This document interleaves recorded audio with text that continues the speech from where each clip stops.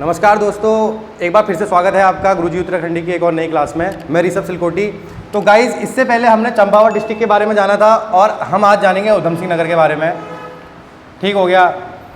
तो उधम सिंह नगर सबसे पहले इसमें देखा जाएगा पॉइंट कि ये कितने जिलों के साथ अपनी सीमाएँ बनाता है। तो सबसे पहले नैनीताल और चंपावत। ठीक हो गया। और जो इसका ये किनारे वाला भाग है ये नेपाल के साथ अपना सीमा साझा करता है। ठीक हो गया। तो देखा जाएगा इसका जो डायरेक्ट क्वेश्चन बनेगा कितने जिलों के साथ सीमाएं बनाएगा, तो इसका सीधा सा आंसर हो जाएगा 2 जिलों के साथ। ठीक हो गया। और बहुत से लोगों को ये लगता है कि जो उधम सिंह नगर है वो काफ़ी नीचे है तो इंटरनेशनल बॉर्डर नहीं बनाएगा, बट ऐसा कुछ नहीं है। यहाँ पे को जो नेपाल वाला क्षेत्र है, कुछ भाग यहाँ पे को इसका उधम सिंह नगर का नेपाल के साथ भी अपनी सीमा साझा करता है। ठीक हो गया। अब हम देखते हैं कि जो इसका नीचे का जो तराई वाला क्षेत्र है पूरा उधम सिंह नगर का, ये पूरा तराई क्षेत्र में आ जाता है उधम सिंह नगर। जो इसका नीचे का भाग है वो उत्तर प्रदेश करके जो राज्य है तो उसके साथ अपनी सीमा किनारे की साझा करता है। ठीक हो गया। अब देखते हैं इसका सबसे महत्वपूर्ण, इसके बारे में थोड़ा सा जानने की कोशिश करते हैं कि ये जो डिस्ट्रिक्ट है उधम सिंह नगर, ये जो उधम सिंह करके एक व्यक्ति हुआ करते थे, उन्हीं के नाम पे इसे उधम सिंह नगर नाम दिया गया। तो जो जलियांवाला बाग हत्याकांड हुआ था तो उसमें एक जनरल डायर करके हुआ करते थे। तो जलियांवाला बाग हत्याकांड के आरोपी इन्हें माना जाता था। तो इन्होंने इनकी उधम सिंह नामक व्यक्ति ने इनकी हत्या कर दी, यानी कि इन्हें गोली मार दी थी। ठीक हो गया। तो ये 13 मार्च 1940 को लंदन में जनरल डायर की इन्होंने उधम सिंह नामक व्यक्ति ने उनकी हत्या कर दी। ठीक हो गया। उसके बाद 31 जुलाई 1940 को इन्हें उधम सिंह को फांसी की सज़ा दी गई। ठीक हो गया। तो इनको फांसी की सज़ा सुनाई गई 31 जुलाई। तो इन्हीं के नाम पे, उधम सिंह के ही नाम पे इस डिस्ट्रिक्ट का नाम उधम सिंह नगर रखा गया। ठीक हो गया गाइस। तो उम्मीद करता हूँ आप सभी को सारे कॉन्सेप्ट समझ में आ रहे होंगे। और देखा जाए तो इसके जो पॉइंट हैं उनको पॉइंट टू पॉइंट नोट करिएगा। जो इसके दर्शनीय स्थल है जो मुख्य भूमिका निभाते हैं परीक्षा की दृष्टि से, तो देखा जाएगा कि इसमें जो बाकी के क्षेत्र हैं, इसमें मान लीजिए रुद्रपुर हो गया आपका, और काशीपुर, खटीमा, इनको आप अच्छे से अपने कॉपी में नोट कर सकते हैं। किच्छा और सितारगंज। तो ये जो कुछ क्षेत्र हैं इसके बहुत मुख्य हैं, जो इनकी अभी तहसील भी हैं। तो सबसे पहले देखा जाएगा तो उधम सिंह नगर का जो मुख्यालय है, जिला मुख्यालय, वो रुद्रपुर में स्थित है। ठीक हो गया। तो रुद्रपुर में स्थित है। और जो बाकी के काशीपुर और खटीमा, किच्छा और सितारगंज, ये इसकी और एक तहसील है। तो इन सभी को मिला के इसे उधम सिंह नगर डिस्ट्रिक्ट बनाया गया। ठीक हो गया गाइज। तो इसके बाद हम देखते हैं कि जो इसके मुख्य दर्शनीय स्थल है उसके बारे में हम यहाँ पे को जानते हैं। ठीक हो गया। तो रुद्रपुर के बारे में मैं आपको बता चुका हूँ। तो रुद्रपुर वाला एक पॉइंट लिख लीजिए। जो रुद्रपुर शहर है वो रुद्रचंद करके एक राजा हुआ करते थे चंद वंश के। तो रुद्रचंद द्वारा रुद्रपुर शहर की स्थापना की गई। ठीक हो गया। पहला पॉइंट लिख लिया होगा। अब देखते हैं नेक्स्ट पॉइंट यहाँ पे को, जो परीक्षा की दृष्टि से काफ़ी महत्वपूर्ण है, नानकमत्ता। तो नानकमत्ता जो क्षेत्र है, तो जो ये सिक्खों का, जो सिख धर्म के लोग हैं, एक पवित्र स्थल माना जाता है, तीर्थ स्थल माना जाता है। ठीक हो गया। तो सिखों का पवित्र तीर्थ स्थल नानकमत्ता को माना जाता है। ठीक हो गया गाइस। तो जो गुरु नानक देव थे सिखों के पहले गुरु, उनके जो 2 शिष्य हुआ करते थे, बाला और मर्दाना, जो उनके 2 प्रमुख शिष्य हुआ करते थे। तो उन दोनों शिष्यों के साथ उन्होंने इस क्षेत्र की यात्रा की थी। तो उन्हीं की याद में इस नानकमत्ता गुरुद्वारे की स्थापना की गई। ठीक हो गया। पहला पॉइंट। और तथा क्या हुआ था कि दीपावली के समय,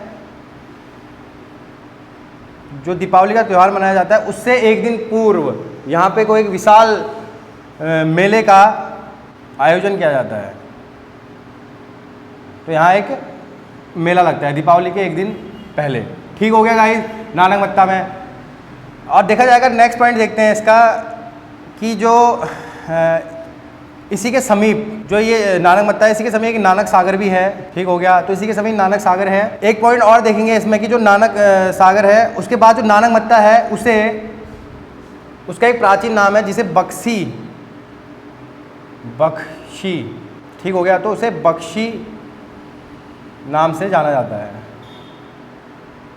ठीक हो गया, तो नानक मत्ता का पुराना नाम बख्शी, मोस्ट इम्पोर्टेंट। ठीक हो गया, तो ये देखा जाएगा यहाँ पे वो। ठीक है, अब नेक्स्ट पॉइंट देखते हैं इसी के नीचे अटरिया देवी। नेक्स्ट पॉइंट ऑलरेडी आयोग द्वारा एक क्वेश्चन पूछा गया है कि अटरिया देवी मंदिर कहाँ स्थित है। तो जो हल्द्वानी और रुद्रपुर का जो मार्ग है, यानी कि जो रुद्रपुर का बस स्टैंड है वहाँ से 2 किलोमीटर दूर पे ये अटरिया देवी का मंदिर स्थित है, जहाँ प्रत्येक वर्ष अटरिया देवी मेला लगता है। तो ठीक हो गया गाइस, तो यहाँ पे क्या होगा कि मेला लगता है। ठीक हो गया, तो ऑलरेडी पूछा हुआ क्वेश्चन कि अटरिया देवी मंदिर कहाँ स्थित है, तो ये रुद्रपुर में स्थित है। ठीक हो गया, अब नेक्स्ट पॉइंट देखते हैं इसका काशीपुर। तो जो ये काशीपुर है, तो जो चंद राजा देवी चंद हुआ करते थे। ठीक हो गया, तो जब उन्होंने तराई के क्षेत्र पर अधिकार कर लिया था, तराई के क्षेत्र पर जब उन्होंने अधिकार कर लिया था, पूरा जो तराई वाला एरिया है काशीपुर का क्षेत्र, तो उन्होंने काशीपुर जो क्षेत्र है वहाँ पे एक अपना एक सैनिक रखा था। ठीक हो गया, एक अधिकारी नियुक्त किया था मतलब, तो उस अधिकारी का नाम था काशीनाथ। मोस्ट इम्पोर्टेंट, जो एक काशीनाथ नामक अधिकारी जो उन्होंने यहाँ तराई क्षेत्र के लिए नियुक्त किया था, उसी काशीनाथ ने इस काशीपुर शहर को बसाया था। ठीक हो गया, तो काशीपुर शहर की स्थापना किसने करी थी? काशीनाथ ने करी थी, जो देवी चंद द्वारा नियुक्त किया गया था तराई क्षेत्र के लिए। ठीक हो गया, अब नेक्स्ट पॉइंट देखते हैं इसका द्रोण सागर। ठीक हो गया, तो द्रोण सागर के बारे में देखते हैं कि ऐसी एक किंवदंती कहा जाता है कि इसे जो पांडव थे, तो पांडवों ने इसे बसाया था, यानी कि मतलब पांडवों ने इस द्रोण सागर का निर्माण किया था। ठीक हो गया, और देखते हैं कि ये द्रोण सागर है, इसी के समीप पे एक मोस्ट इंपोर्टेंट क्वेश्चन कि यहाँ पे इसी के समीप पे एक उज्जैन नामक किला भी स्थित है। ठीक हो गया गाइड, तो उज्जैन नामक किला कहाँ स्थित है? तो वो द्रोण सागर के समीप पे स्थित है, यानी कि उधम सिंह नगर के अंतर्गत। ठीक हो गया, और जो ये उज्जैन किला है इसे चंद राजाओं द्वारा बनाया गया था। ठीक हो गया, तो चंद राजा द्वारा बनाया गया था। ठीक हो गया, और उसके बाद हम देखते हैं कि चंद राजाओं द्वारा यहाँ पे को 3 किले बनाए गए। जो चंद वंश यहाँ पे को चला था उसके द्वारा यहाँ पे को 3 गढ़ बनाए गए या किले बनाए गए थे। तो पहला जो था आपका वो था रामपुर, जो दूसरा किला था वो था आपका लक्ष्मणपुर, और जो तीसरा किला था वो था आपका चैताना। ठीक हो गया गाइस, तो ये 3 चंद राजा द्वारा यहाँ पे को किले बनाए गए थे। ठीक हो गया, समझ गए होंगे ये पॉइंट। और देखते हैं कि जो एक काशीपुर जो क्षेत्र है, काशीपुर वाला शहर, तो इसमें क्या हुआ था? जो गुमानी पंथ करके आपने सुना होगा, गुमानी पंथ जो उनका जन्म स्थल था, तो वो काशीपुर को माना जाता है, वो काशीपुर में ही उनका जन्म हुआ था। ठीक है गाइज, इतने पॉइंट आप समझ गए होंगे। उम्मीद कर रहा हूँ कि आप सभी पॉइंटों को नोट भी कर रहे होंगे। और कुछ लोगों का क्या होगा कि उनने ऑलरेडी ये चीज़ें सारी पढ़ चुके होंगे, और कुछ लोग होंगे कि जो बेस जिनको अभी मतलब स्टार्टिंग चल रहा होगा जिनका, तो ये सभी के लिए इंपॉर्टेंट है। जिन लोगों ने ऑलरेडी पढ़ चुके हैं तो उनका क्या होगा कि इससे रिवीजन हो जाएगा, कहीं पे कोई डाउट आ रहा होगा तो क्लियर हो जाएगा। और साथ ही जो नए बच्चे हैं जिनने अभी तक इसके बारे में जानकारी प्राप्त नहीं है, उनको डिस्ट्रिक्ट सीरीज उनकी अभी तक कंप्लीट नहीं हुई है, तो उनको क्या होगा कि इससे सारी की सारी जानकारी प्राप्त हो जाएगी। ठीक हो गया, अब तो ये पॉइंट आपने समझ गए होंगे। अब देखते हैं इसके कुछ अन्य दर्शनीय स्थल, उनके बारे में अब हम यहाँ पे को जानते हैं। तो इसके दर्शनीय स्थलों में जो नेक्स्ट पॉइंट देखते हैं हम यहाँ पे को, एक पॉइंट पहले काशीपुर वाला देख लेते हैं। तो जो एक काशीपुर क्षेत्र है, तो काशीपुर में माना जाता है कि जो हर्ष काल चला था आपका, मोस्ट इम्पोर्टेंट हर्ष काल,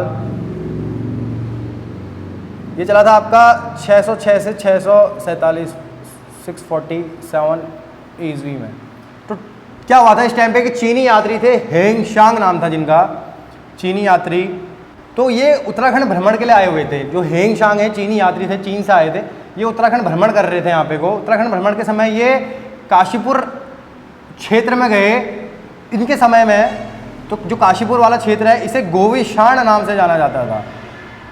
ठीक हो गया गाइस, तो इसे गोविशाण नाम से जाना जाता था। तो गोविशाण किसका प्राचीन नाम है अगर आपसे पूछता है तो सीधा सा इसका आंसर हो जाएगा काशीपुर का।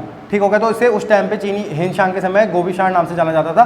तो उस टाइम पे यहाँ पे वो क्या हुआ था, यहाँ पे काफ़ी सारे बौद्ध मठ जो हुआ करते थे बौद्ध के, तो काशीपुर में उस टाइम पे यहाँ पे को स्थित थे। बाकी हिस्ट्री में जानेंगे कि हिनशांग कब आया और इसने कैसे कैसे यहाँ पे का भ्रमण किया।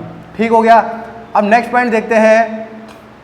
इसके बाद तो इसी के समीप, काशीपुर के ही समीप यहाँ एक ज्वाला देवी का मंदिर स्थित है जिसे उज्जैनी देवी के नाम से भी जाना जाता है। ठीक हो गया, तो उज्जैनी देवी के नाम से भी जाना जाता है ज्वाला देवी मंदिर को। मोस्ट इंपोर्टेंट, ज्वाला देवी का मेला कहाँ लगता है या उज्जैनी देवी का मंदिर कहाँ स्थित है, तो उधम सिंह नगर के अंतर्गत स्थित है। अब देखा जाएगा कि इसका बाद में अब इसको ना इसका नाम बदल के बाल सुंदरी नाम से जाना जाता है।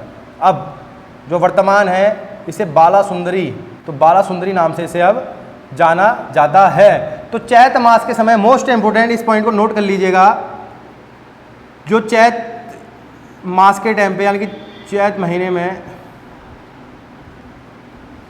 यहाँ पे चैती मेला लगता है। तो ठीक हो गया गाइस, सबसे मोस्ट इंपोर्टेंट की ऑलरेडी पूछा हुआ, आयोग द्वारा पूछा हुआ क्वेश्चन है कि चैती मेला कहाँ लगता है, तो काशीपुर या उधम सिंह नगर के अंतर्गत। तो देखा जाएगा कि ये किसको समर्पित है, चैती मेला किसके लगता है, तो बाल सुंदरी करके जो देवी हैं उनके लिए मेला लगता है। ठीक हो गया, तो अब नेक्स्ट पॉइंट देखते हैं। इसके बाद द्रोण सागर, तो नाम से ही पता चल रहा है गुरु द्रोण को ये समर्पित है। तो गुरु द्रोणाचार्य का माना जाता है कि गुरु द्रोणाचार्य इसी के समीप अपने शिष्यों के साथ यहाँ पे रहा करते थे तथा यहाँ पे स्नान किया करते थे इस द्रोण सागर के अंतर्गत। तो इस माना जाता है कि एक किंवदंती है इसकी, कि माना जाता है कि इसके स्पर्श मात्र से ही, अगर इसका जो जल है उसके स्पर्श मात्र से ही आपको गंगा में स्नान की प्राप्ति हो जाती है। तो गंगा में स्नान की प्राप्ति इसके स्पर्श मात्र से ही हो जाती है। ठीक हो गया, अब इसके बाद नेक्स्ट पॉइंट देखते हैं यहाँ पे को जशपुर, मोस्ट इंपोर्टेंट। ये आपको पूरा शॉर्ट फॉर्म में बताया जा रहा है। मैं उम्मीद कर रहा हूँ कि आप इसको पॉइंट टू पॉइंट जो इसकी स्टोरी है उसको भी आप नोट कर रहे होंगे। ठीक हो गया, तो जसपुर का देखते हैं यहाँ पे को। तो जसपुर जो क्षेत्र है इसका जो पुराना नाम है, मोस्ट इंपोर्टेंट, ऑलरेडी पूछा हुआ क्वेश्चन आयोग द्वारा कि जसपुर का पुराना नाम क्या है, तो इसे शाह